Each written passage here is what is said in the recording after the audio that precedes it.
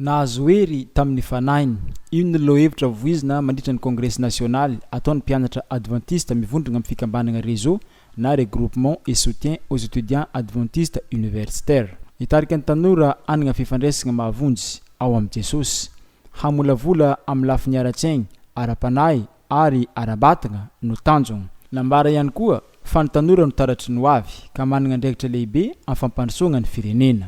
Fikambanana dia nitarika ny tanora anana fifandraisana mahavonjy an'i Jesosy. Ny tanjona zany dia tena hoe famolavolana ny tanora mba hivelatra amin'ny lafiny rehetra ara-tsaina, ara-batana, ara-panahy sy ara-piarahamonina. Ny sambatan'olona ny mamolavola ny hoaviny ka ity fikambanan'ny mpianatra adventista ity dia isan'ny tambazotra hamolavolan'ny tanora anana ny hoavy mamiratra. Hoy ny filohalevitry ny antenimieram-pirenena Mamangy Norbert nandritra ny fandraisam-pitenenany hampifantoka ireo tanora mpianatra hibanjina an'i Jesosy hampitombo ny fahalalany an'Andriamanitra harandia mpianatra no isan'ny nisafidianana io lohevitra io.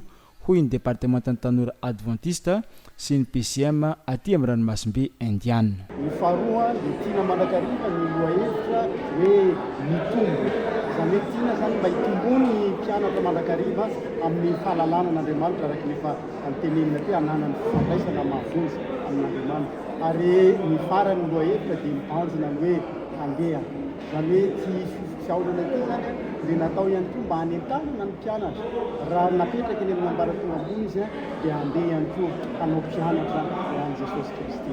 Hatateraka mibaiko hoe mandehanana ireo atao mpianatra ny firenena rehetra dia ireo mpianatra ireo no hanao mpianatra. Mpianatra dimanjato mahery avy amin'ny université samihafa eto Madagasikara sy manaraka lalam-piofanana samihafa no tonga mamonjy ity kongresy eto Antsiranana ity izay natomboka ny 20 Oktobra ary farana ny 2 Novambra 2024 ary mandritra izany ihany koa no ankalazana ny 10 taona ny joroan'ny fikambanana teto Madagasikara.